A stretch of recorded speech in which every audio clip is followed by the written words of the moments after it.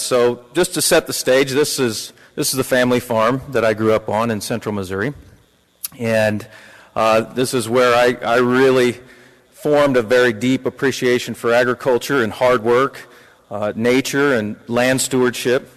I was looking at this last night, this picture, as I was putting it into the PowerPoint. Just thought I would point out a few interesting details. You see that little yellow thing right there? That is a hydro-powered recreational device called a slip and slide, ladies and gentlemen. Yes, we used renewable energy all the way back then. And right here is the basketball goal on the light pole. And you can't see it very well, but there are two knuckleheads waving at the airplane as it's circling the house.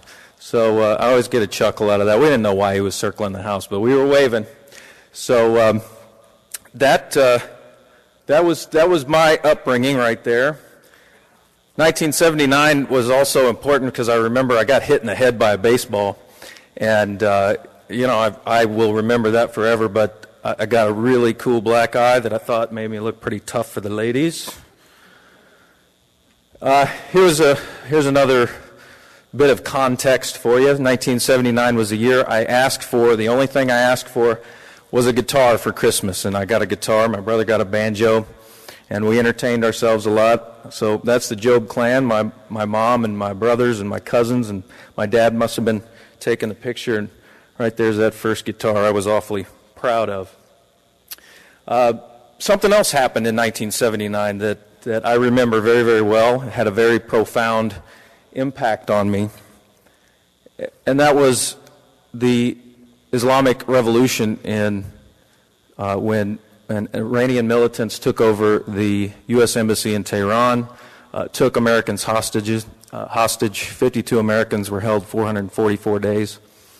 And I can tell you that I watched the news every night. That had a very, very profound impact on me about why we were entangled in this business, why we had people across the globe that hated us, were marching our hostages around, or were burning our flags. The Ayatollah Khomeini was praising the hostage-taking.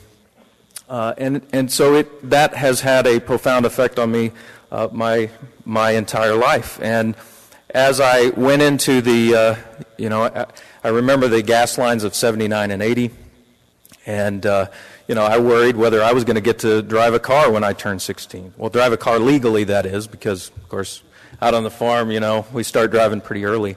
But I remember I did get to drive a car legally, and I remember my first legal fill-up after getting my license. And I remember it because gas was a whopping $1.21 a gallon.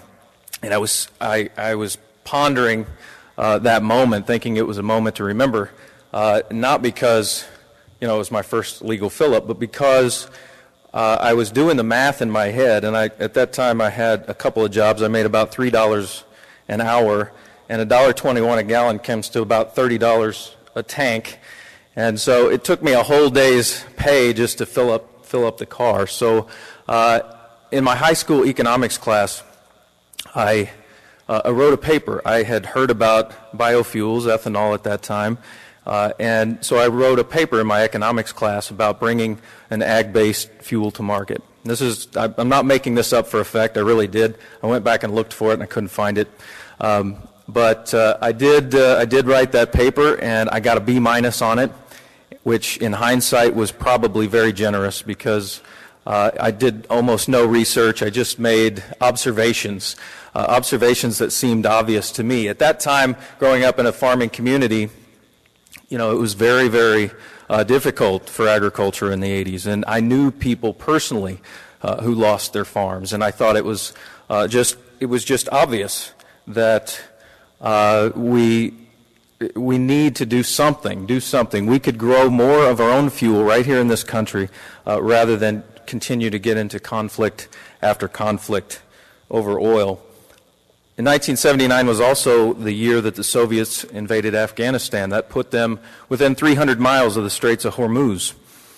And in 1980, in his State of the Union address, since this is State of the Union address day, President Carter made the declaration that still serves as current U.S. policy today. It's now known as the Carter Doctrine, which is any country who blocks the flow of oil in the Persian Gulf through the Straits of Hormuz, America will go to war. That was pretty scary to me, but that is still, the Carter Doctrine remains current U.S. policy.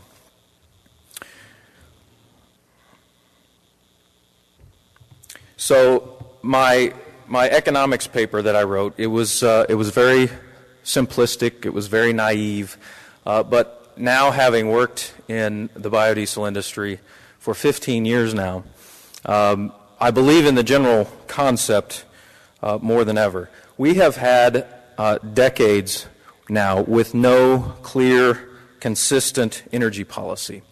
And really, what we have had is we've carried out our energy policy through our foreign and military policy, which is primarily to protect the strategic interests in oil. But after conflicts in Iran, Libya, Lebanon, Libya again, Afghanistan, Libya again, Iraq, Iran, Afghanistan again, Iraq again, and Libya again, here we are once again embroiled in a battle of brinkmanship with Iran over sanctions on their oil exports. Well, the problem is that Iran is 3 times larger than Iraq, and it's supported by its allies, its nuclear allies in Russia and China, and it's set to be nuclear itself, or it's on track to be nuclear itself within 3 years. Here's another problem.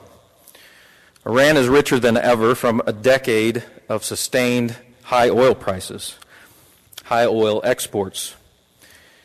The U.S. has been on a decade-long the wrong end of the largest and fastest transfer of human wealth of wealth in human history. So after a decade of paying mini-bar prices for energy and 3 wars in the Middle East region, it's really no shocker that America is broke. It's so bad that our current president, in his first term as the commander-in-chief, has dropped more bombs than any Nobel Peace Prize winner in history. I've got a courtesy laugh. I didn't get any boos. Well, I want to be clear. This is not an anti-North American petroleum industry speech. And in fact, it is the biodiesel industry's position that we work very cooperatively with the North American petroleum industry. After all, they are our customers. Without them, we would not have the distribution, the infrastructure. We wouldn't really have a market. So that's not the point of this speech. The point is that singular reliance on crude oil makes us poorer, weaker, and less safe. And the only way to change that is through energy policy, not just foreign policy and military policy. So that brings us to the renewable fuel standard. We should take stock when things are good, because we've had a few years now that have been extraordinarily difficult. And we should take stock in the fact that we have just now, in 2011, we have been expecting any minute now to get the announcement from the EPA on the December volumes, which would confirm it. But we can say with some amount of confidence that we will have officially set the record year with the first billion-gallon year milestone. So it's something to be proud of.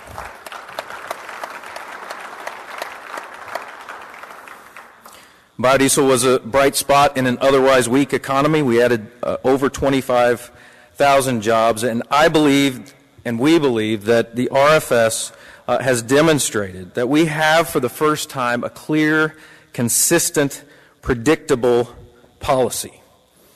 The RFS is no less than transformative to the biodiesel industry, and a modest yet sensible turning point for energy policy. We showed that energy policy can actually be carried out by energy policy.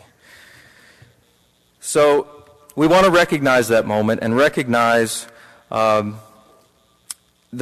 biodiesel has turned a corner. We've really reached what I believe to be a tipping point.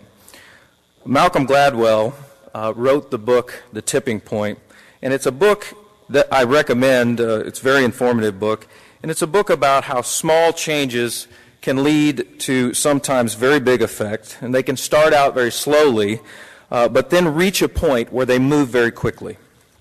I think we saw that, obviously, with the ethanol industry. There was clearly a tipping point that started in early this decade. I think the biodiesel industry has reached that tipping point. I think we'll look back on 2011 as the true tipping point for the biodiesel industry. One of the examples that Malcolm Gladwell uses in his book is the example of Sesame Street. The creators of Sesame Street had this concept in the 1960s where they said that they were going to develop television as a tool to improve learning skills for children getting ready for school. And this concept was completely panned by all the experts because everybody knows that TV is the opposite of that, right? TV is an idiot box. It cannot be used to improve learning skills. But the creators of Sesame Street were undeterred. They knew that they had a concept that could work, that they believed in. They brought in some of the most creative minds of the time, like Jim Henson and Frank Oz. They used techniques from television commercials and children's cartoons. They were persistent. They were committed to innovation. And the most extraordinary thing was that it worked. After 40 years and piles of academic study on the subject, the preponderance of evidence shows very conclusively that Sesame Street improves the learning skills of its viewers. That's how we got Cookie Monster and Big Bird and Elmo and Grover and Bert and Ernie and Oscar. It's this little idea, this little children's show that actually set out to accomplish a very extraordinary idea. And it did. It accomplished a really big thing. And it is impossible to measure, but it's inspirational to imagine what kind of lives were changed by this concept. I would say that the biodiesel industry can be compared in some ways to Sesame Street. We definitely have some of our Oscars, and I could name names, but I will not. We also have some of the most energetic folks, talented folks in the areas of policy, research, communication, marketing, manufacturing. We've stayed committed to this little idea of bringing this high-quality, high-performance fuel to the market with all the benefits that it brings to the country, despite being dismissed, attacked, and almost smothered to death. We hung in there with this little fuel that's now a billion-gallon industry. We have some big challenges. The first challenge is recognizing the transformational tipping point that we just went through and transforming our thinking accordingly. The RFS is an incredibly powerful piece of policy, but it remains vulnerable to attack. Protection and successful implementation of the RFS has to be our absolute number one priority. What that means for the National Biodiesel Board is that we will deploy all of our resources in support of this number one priority. All of our resources will be deployed either directly or indirectly to be supportive of this number one priority of protection and successful implementation of the RFS. We as an industry have to learn the lessons of the past and not take policy for granted. We have to get better at our grassroots efforts. The first area of leadership that I really believe that we need to step forward and address, and I'm confident that we'll have much discussion about this in Orlando, is the issue of RIN integrity. Invalid RINs are skewing the markets. They're squeezing RIN liquidity, and they threaten to weaken the program and the efforts to protect the program. Opponents of the RFS, and believe me, they are strong and they are mobilized. They will use anything to characterize the RFS as a flawed policy and another example of a Solyndra-like policy of waste and abuse. We have to step up with strong leadership, address this issue head on, like we did with fuel quality in 2006 and 2007. As the industry began to ramp up, we had fuel quality problems in the industry, and we stepped up very powerfully in multiple areas. We launched BQ 9000. We reached out to states for insisting that they adopt and they enforce the specification. And guess what? It worked. We now have 80% of the volumes in the industry that fall under the BQ 9000 program. We have 49 states have adopted and are enforcing the specification. And we have very few fuel quality problems in the industry, and the ones that do get out there are addressed quite quickly. One of the things that we are doing right away is that our chairman, Gary Hare, who's with us today, is appointing a task force that he will co-chair along with an obligated party, a representative of the obligated party sector. We'll also have other representatives of the obligated parties. We'll have biodiesel producers, traders, and marketers. We'll have representatives of API, NPRA, and EPA. So we will get together and look very, very rigorously at this problem and look and see if there is a way or ways that we can address the issues of RIN integrity and very quickly that works for everybody, that can be embraced throughout the system, because that's really the only way that it's going to work. Opponents of the RFS will continue to pound home their favorite argument. And their favorite argument is that alternatives should stand on their own and compete in a free market unfettered by the interference of mandates and subsidies. In other words, energy policy. Well, this sounds good, and believe me, I am all in favor of free market capitalism. I'm a firm believer in it. But this ignores the truth that there is nothing free market about the energy markets.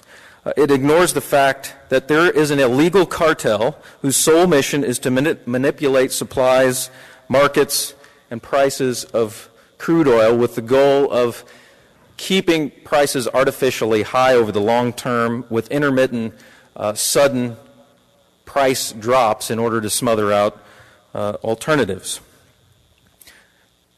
I say illegal cartel. If I did something, or Denny and our members did something to try to manipulate, to collude, and try to manipulate supplies or prices of biodiesel, I would be put in prison.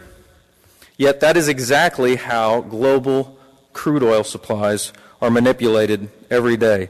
And it's not just a violation of U.S. law, it is a violation of almost all laws, and it is a violation of international law. We might say, well, that's got to be an exaggeration, Joe. How can this, single most important commodity be manipulated so transparently and illegally? You can go to the OPEC's website and it will tell you that's what they're doing. How can that be a violation of international law? Why isn't this stopped? Well, because the WTO allows prosecutions of conspiracies for collusion to fix and control markets and prices. And the remedy for that is that any WTO member can take to task any other WTO member for that kind of collusion. Well, the problem is, because our energy policy is carried out by foreign policy, we can't do that. We don't dare do that, because the only nations who are both members of WTO and OPEC are the nations to whom we have diplomatic relations, like Saudi Arabia and Kuwait, Qatar, Nigeria. So if we or another Western nation were to file suit with the WTO, it would almost certainly mean the end to the diplomatic relations with the only OPEC members with whom we have diplomatic relations with. So we don't dare do that. That is where policy breaks down, when your foreign policy dictates your energy policy. So we completely give in to the whims of OPEC at a complete sacrifice to our energy policy. Now, if Iran makes good on shutting down the Straits of Hormuz. If they make good on that, through which 1/5 of the world's oil moves every single day, it would obviously have catastrophic damage to the global economy, but it would also mean that America would be going to war. However, Iran doesn't even need to shut down the straits to attack us. Iran has 5% of the world's oil production capacity. According to Economist magazine, they could just shut down 2 or 3 months of their own production capacity, and according to experience in the past, that kind of disruption has led to 20 to 70% price spikes in the global markets for oil. So Iran has the ability, just all by themselves, without even going to war with us, to put us back into a very deep recession. Economist magazine says, look at it this way. Last year we paid $125 billion more for oil than we did in 2010, mostly due to the civil war in Libya. That oil tax was enough to wipe out the entire stimulus effect of President Obama's middle class tax cut. A similar spike in 2012 could eliminate all of the stimulus benefit of the payroll tax cut that Congress is fighting over now. So I want to leave you with a final but important thought. As I said, the RFS is our number one priority, and we have an immediate challenge before us. Before the Christmas break, the OMB issued a ruling on the EPA's 2013 volumes for the RFS. As far as the biomass-based diesel volumes, they postponed the ruling on that because the EPA recommended that we raise those volumes from the statutory minimum of 1 billion gallons to 1.28 billion gallons.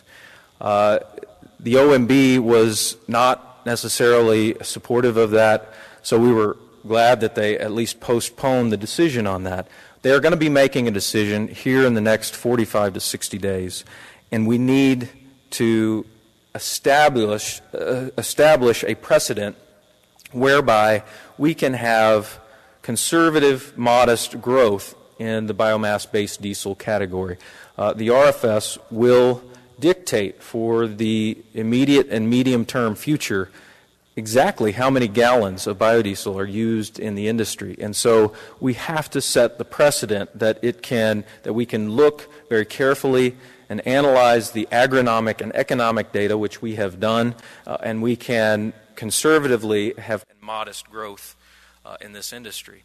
So we have to set that precedent positively, and we want to call on you. Iowa is an extraordinarily important state, as you know, when it comes to biofuels policy, perhaps the most important state, and it's no wonder when you come to this conference and you see the assets that this state really brings with the Iowa Renewable Fuels Association, the Iowa Soybean Association, the Iowa Biodiesel Board, all of the members of those two organizations and the very powerful grassroots efforts that they have. It's no wonder that Iowa is really the most important state when it comes to biofuels generally, including biodiesel. So we want to reach out to you and ask that you participate in our effort to send letters to the White House, to the OMB, to the administration, and to members of Congress. We need the support of Iowa's delegation, and we want to call on you to participate in that effort. You'll hear more from us in the next few weeks, and probably be organizing that through Monty and Grant and Randy Olson, Alicia Clancy, and others. But really, we need your help. We need your support. It will be important to the functionality and workability of the RFS for biodiesel going forward. So I just want to conclude by saying that I'm proud to be a part of something that has been good for American agriculture, because I firmly believe that what's good for American agriculture is good for America. Proud to be part of something that is good for American energy, because I believe what's good for American energy is good for America. And I take great satisfaction in the fact that when I leave here today, I'm going to go jump in an American-made car running on an American-made blend of biodiesel, made from products growing right here in America, and that Prime Minister Ahmadinejad will have nothing to say about it. Thank you.